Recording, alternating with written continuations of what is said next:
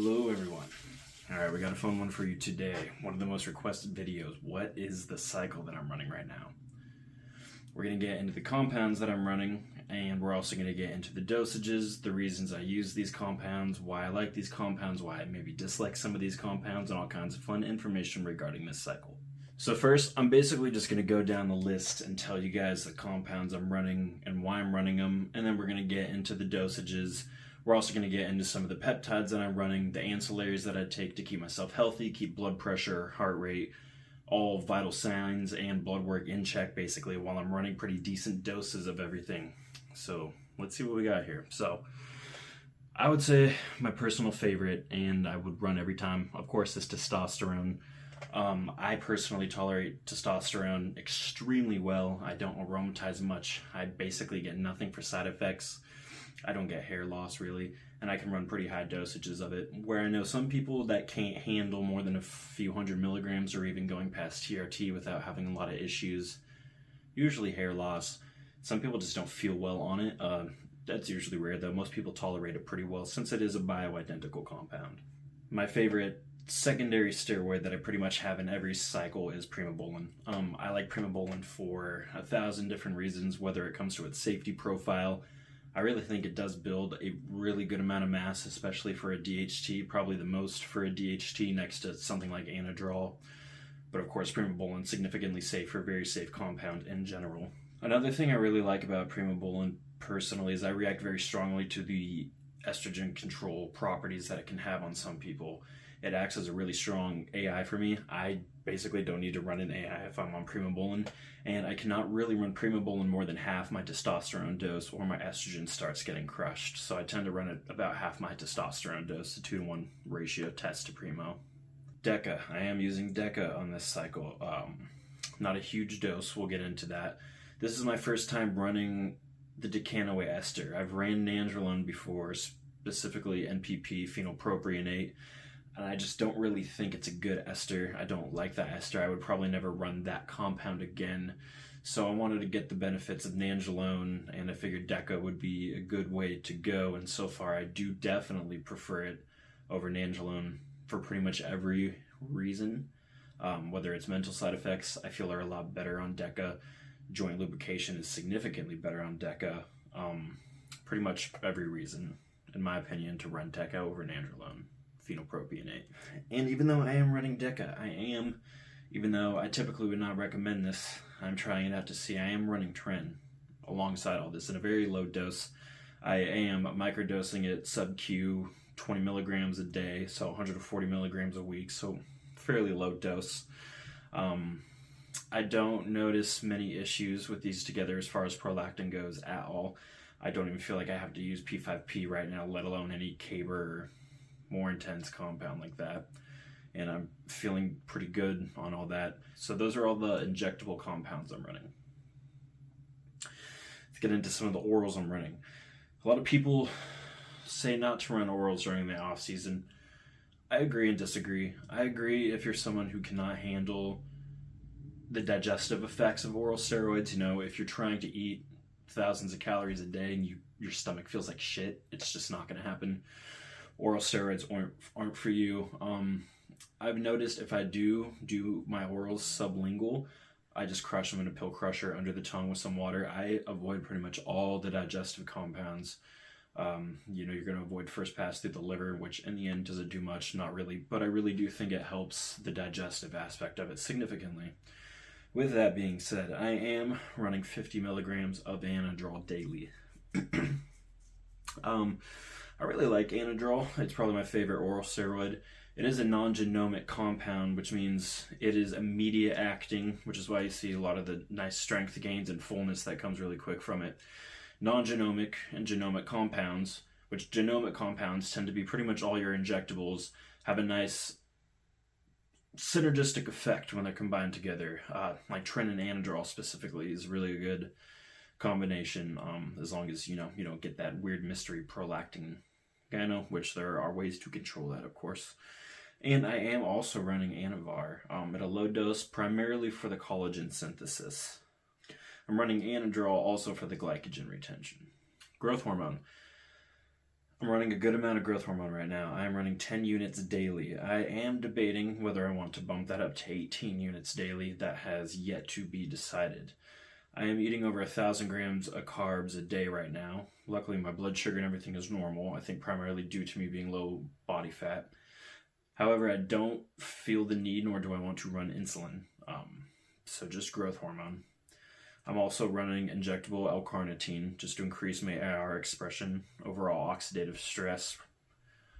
I am running growth hormone because, man, the recovery is great. I think it's one of the best compounds you can get. Fullness, all the health benefits from the hair, skin, and nails are nice, but the fullness it gives you is just on a whole another level. I mean, you can't beat it. The body recomposition effect, the fat loss, if you're cutting with it, the way that it makes it harder to gain fat if you're bulking is extremely helpful. I am also running tadalafil, Cialis, at 2.5 milligrams a day. There's a lot of reasons I run that. For protection properties for the organs, for increased nitric oxide effects, for the obvious reasons as well. It's always nice to have. I do run HCG on cycle as well. Of course, just keeping the HPTA somewhat intact and just maintaining the fertility. HCG is also great for pregnenolone and DHEA, which are neurosteroids in the brain that can be depleted when you're running certain anabolic steroids, even just testosterone, but especially when you're stacking a whole bunch of stuff together. And 19-ORs, it's very nice to have that there. I'm running methylene blue, which is a mitochondrial booster. We'll kind of get into that more in another video on what that does. I primarily use it for cognitive effects, and it helps prevent fat gain and a bulk. I'm also running SLU-PP332, which I'm primarily using to keep from gaining additional fat and a bulk as well, just like the methylene blue. And so far, these compounds are working extremely well together. The fun part, these are my dosages for this cycle. So I'm going to be running the cycle for, I would like to go 24 weeks, but maybe 20 weeks total at the minimum. And at the moment, I am just shy of week 9, so I still have some time to go. So, testosterone. I am running 1,500 milligrams of testosterone enanthate weekly. I am running 600 milligrams of primobolan enanthate weekly. I am running 350 milligrams of nandrolone decanoate DECA weekly. I am running 140 milligrams of tren weekly, running 10 units of HGH daily.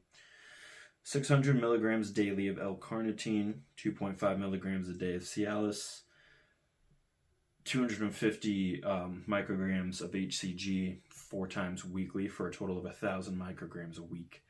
SLU-PP332, 250 microgram pills twice daily. Methylene blue, 5 milligram dropper daily in the morning. Anavar at 20 milligrams a day. So as you can see, the cycle is pretty hefty. I mean, I'm running upwards of 2,500 milligrams to 3,000 milligrams a week. Pretty decent amount of growth hormone. Last time I got my blood work done, which was granted was about a week and a half ago, so not too deep into the cycle. I mean, everything's perfect. I do have a nice ancillary list, and I take a lot of supplements with that. My on-cycle support ancillaries that I'm taking at the moment, I'm doing 80 milligrams of telmisartan, 5 milligrams of nebivolol, 10 milligrams of ezetimibe, 10 milligrams daily of Accutane. I might bump that up to 20 milligrams. It's been getting a little intense, but it's slowing down now that hormones are leveling off, so we'll see about that. I do have AI and Caber on hand, but I do not use. So, natural supplements, get ready. And in this too, there's like some peptides, so natural, things that are not performance-enhancing drugs or pharmaceutical ancillaries necessarily. We're doing 5 grams daily of fish oil, more DHA heavy than EPA. I like to take the Optimum Nutrition's Men multivitamin. I take 1,200 to 1,600 milligrams of NAC daily, depending on my anadrol dosage. I take 200 milligrams of CoQ10 daily. I take Pepsin GI, which is a digestive supplement. I take sodium butyrate, another digestive supplement. BPC 157 oral, 500 micrograms daily for digestive purposes.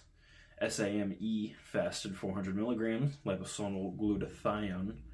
I take berberine, typically 750 milligrams pre-bed. I will add possibly 2 doses of 500 milligrams in throughout the day with high carb meals if my blood glucose is telling me that I need it. Psyllium husk fiber, about 5 grams a day. This is a life-saving compound for multiple reasons, digestive compounds specifically. It's very nice to have around. Tudka, 500 milligrams daily, liver protection. Magnesium bisglycinate, 1500 milligrams daily. We need a lot more magnesium than we're led on to believe. And magnesium is an amazing compound to have full in your body. Melatonin, 3 milligrams at night for sleep. GABA, 750 milligrams at night for sleep. 5-HTP on occasion when I really can't sleep. 200 milligrams. Vitamin B12 and B complex daily. Typically the 100. So it's a pretty good amount of supplements, ancillaries, and anabolics, PEDs. So overall, I really like how I'm responding to these large dose compounds. So my blood pressure tends to run 115/65. My resting heart rate is typically in the 40s or 50s, low resting heart rate. I've been noticing on the 10 units of growth hormone, it tends to sometimes creep up more into the high 50s, low 60s, but still, that's not an issue at all. All my blood work was great. The only thing out of range was HDL cholesterol, which in the end is not a big deal at all. I just implemented citrus bergamot, actually, which I forgot to mention on there, 1,000 milligrams daily for that to help a little bit. But beyond that, I mean, everything is looking great. So really my goals in using such a hefty cycle, obviously I'm just trying to pack on as much muscle mass with as little fat gain as possible. I'm eating around 6,500 calories per day right now, and I mean, I'm not gaining much fat at all, so that is going very successful. Of course, I want to increase certain proportions. We'll go over that more in one of my training and diet breakdown videos that I'm going to be doing here soon. My health and digestion in check is an important thing, the digestion especially. This is the easiest time I've ever had on a bulk as far as eating food goes. I'm really not having an issue getting that 6,500 calories in a day. Is it work? Yes. Is it exhausting? Yes. But I make it happen every single day, no matter what I have to eat, as long as my fats are low. I will not run high fat just to get my calories in. I will gladly eat more carbs. I, of course, want to maintain insulin sensitivity with using this high of a growth hormone dose, especially if I go up to 18 units. I will probably implement fasted cardio, more cardio in general, if that ends up happening. And I will be keeping a closer eye on my blood glucose. Again, I do not want to implement insulin. I do not think I need to. I don't think it will be necessary. I'm taking several compounds that increase insulin sensitivity, from the methylene blue to the SLU-PP332 to testosterone slightly and to trenbolone. So I think everything's going to be fine. If you guys have any questions, please comment below or reach out on my Instagram.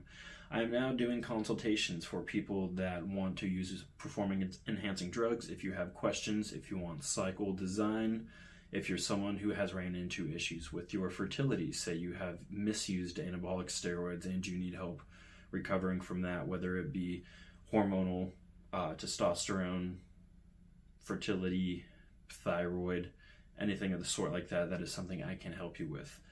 You can find my email below. You can reach out to me there or on my Instagram, and I would be happy to schedule a consultation with you to see what is happening and to see how I can help. Thank you guys for watching.